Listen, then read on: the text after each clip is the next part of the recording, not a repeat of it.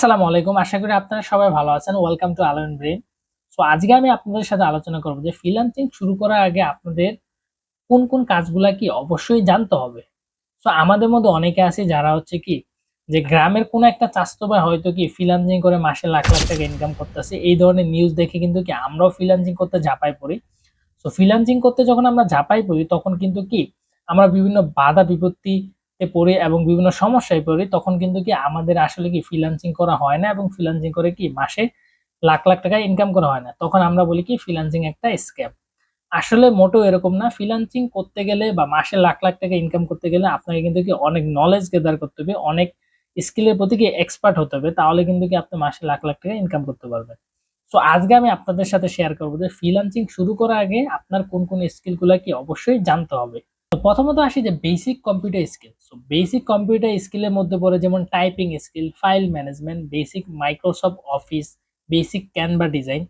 So এই যে skill গুলো আছে বা টুল গুলো আছে এগুলা কিন্তু কি বেসিক আপনাকে অবশ্যই জানতে হবে। তো এগুলা যদি আপনি ঠিকঠাক মতো না জানেন তাহলে কিন্তু কি আপনার কোনো একটা স্কিল শিখতে কিন্তু কি বিভিন্ন সমস্যায় পড়বে।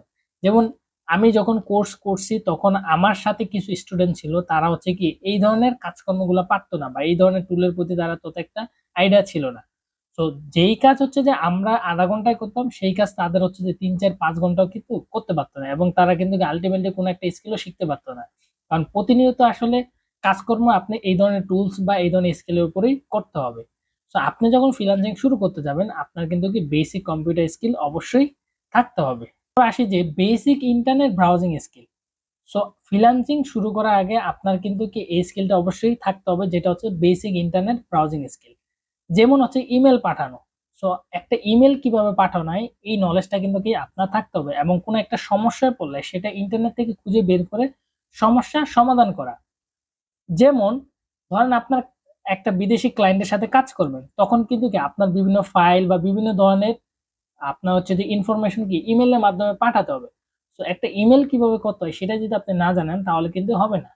আবার ধরেন আপনি কাজ করতে গেলে বিভিন্ন সমস্যায় পড়বেন, বিভিন্ন ধরনের সমস্যা থাকতে পারে, সবসময় তো কি আপনাকে মানুষ হেল্প করবে না। তখন কিন্তু কি আপনার নিজে নিজে ইন্টারনেট থেকে কি ওই সমস্যার সমাধান খুঁজে বের করে আপনার প্রবলেমটা কি সলভ করা। সো আপনার কি রিসার্চ করার একটা এবিলিটি থাকতে হবে যেন বিভিন্ন সমস্যায় পড়লে ওইটার সমাধান কিন্তু কি আপনি বের করতে পারেন। তারপর হচ্ছে যে বেসিক ইংলিশ স্কিল। যেমন ক্লায়েন্টদের কথা বুঝতে হবে এবং উত্তর দেওয়ার সক্ষমতা থাকতে হবে। দেখেন আপনি কিন্তু বিদেশি মানুষদের সাথে কাজকর্ম করবেন।